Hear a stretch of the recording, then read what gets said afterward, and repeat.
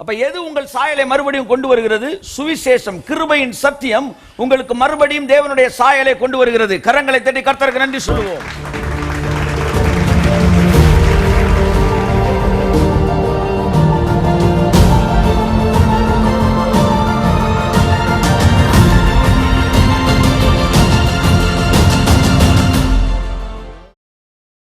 தேவனுடைய வேலையை செய்யும்படி நிக்கிறீங்க.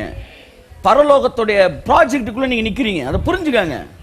பரலோகம் நீங்க யோசிக்கல, எதிர்பார்க்கல, விடுங்க. பரலோகம் என்ன யோசிக்குது? உங்களை பரலோகம் என்ன கன்சிடர் பண்ணுது? அது எல்லாம் நம்முடைய வாழ்க்கையில கடந்து வந்து கொண்டே இருக்கும் என்று நான் சொல்லுகிறேன். I am citizen of heaven. நான் பரலோகத்தின் குடிமகன்.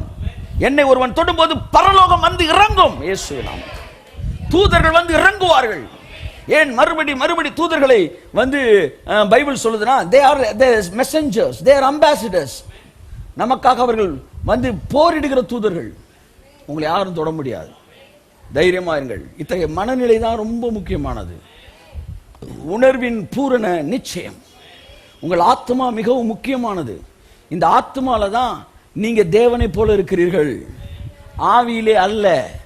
ஆவி என்பது தேவனுடைய ஃபுல் வந்து தேவனுடைய இயக்கு சக்தி. அது உங்களுக்குள்ள வந்துருச்சு. அந்த ஆவிக்குள்ள எது கொடுத்தாலும் அது ஆத்மாக்குள்ள என்ன செய்து வருது? ஆத்மான்ற இடத்துல நீங்க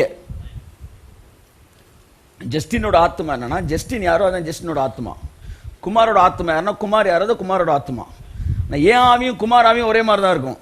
என் ஆத்மாவும் குமார் ஆத்மாவும் ஒரே மாதிரி இருக்காது. நீங்க புரிஞ்சுக்கணும். என் சரீரமும் குமார் சரீரம் ஒரே மாதிரி இருக்காது போல என் ஆத்மா குமார் ஆத்மா தான் ஆளாளுக்கு வித்தியாசப்படுது, ஆவி அல்ல.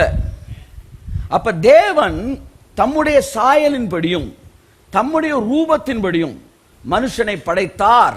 அப்படின்னு என்ன அர்த்தம்னா, அந்த சாயல் எங்க தான் வருது? ஆத்மால.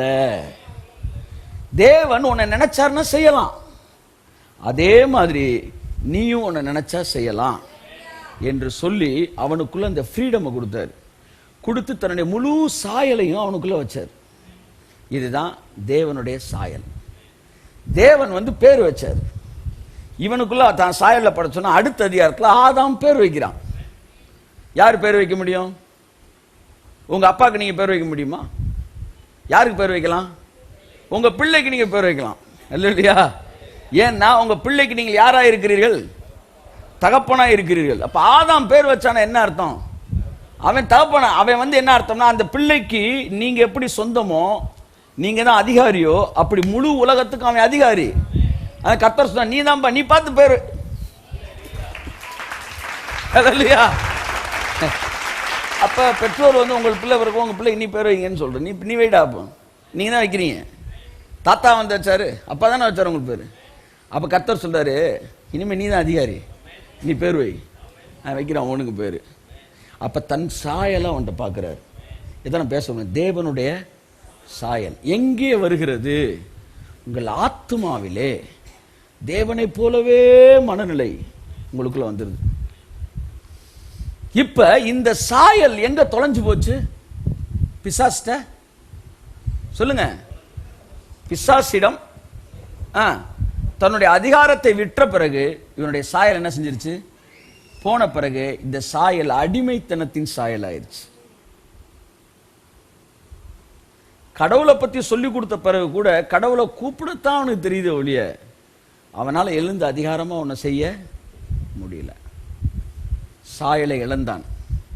மறுபடியும் அந்த சாயல் எப்போ வருதுன்னா, தேவனுடைய சுவிசேஷமாகிய அறிவாகிய அந்த ஒளி உங்களுக்குள்ள வரும்போது, அந்த அறிவு வரும்போது தேவனுடைய சாயலை மறுபடியும் நீங்கள் பெறுகிறீர்கள். சாயல் எப்போ வருது? எங்க இருக்கு அந்த வசனம்? 2 கொரிந்தியர் 4:4 வாசிங்க. 4:4. தேவனுடைய சாயலாய் இருக்கிற கிறிஸ்துவின் மகிமையான சுவிசேஷத்தின் ஒளி. எல்லாரும் என்ன பாருங்க, சாயல் எது சொல்லுங்க? சுவிசேஷம், காஸ்பல். காஸ்பல் என்னது? சாயல். சுவிசேஷம் வந்து என்னது? சாயல் உங்களுக்கு தருது. சுவிசேஷம் என்ன? எல்லாத்தையும் அவர் செஞ்சு முடிக்கிறாரு. நம்ம பிதாவோடு கூட அமர்ந்து ஆளுகை செய்கிறோம். அப்ப சுவிசேஷத்தை பேசிட்டீங்கனாலே சாயலை பேசிட்டீங்கன்னு அர்த்தம். அப்ப எது உங்கள் சாயலை மறுபடியும் கொண்டு வருகிறது? சுவிசேஷம், கிருபையின் சத்தியம் உங்களுக்கு மறுபடியும் தேவனுடைய சாயலை கொண்டு வருகிறது. கரங்களை தட்டி கர்த்தருக்கு நன்றி சொல்லுவோம். புரிகிறதா? ஆமென், ஹல்லேலூயா. சுவிசேஷம்னாலும் கிருபைனாலும் புதிய உடன்படிக்கை இது எல்லாமே ஒரே அர்த்தத்தை உடையது. சுவிசேஷத்தின் ஒளி, சாயலாய் இருக்கிற சுவிசேஷத்தின் ஒளி. மறுபடியும் உங்கள் சாயலை நீங்கள் பெற்றுக்கொள்ள வேண்டும் என்று விரும்பினால் மறுபடியும் நீங்கள் கிருபைக்குள் கடந்து வர வேண்டும். மறுபடியும் உங்கள் சாயலை பெற்றுக்கொள்ள வேண்டும் என்றால் மறுபடியும் நீங்கள் எங்க வரணும்? பாவம் மன்னிக்கப்பட்ட இடத்துக்கு நீங்க வரணும். நீங்கள் தேவனுடைய நாமத்திலே ஆளுகை செய்கிறீர்கள் என்கிற இடத்துக்கு நீங்க வரணும்.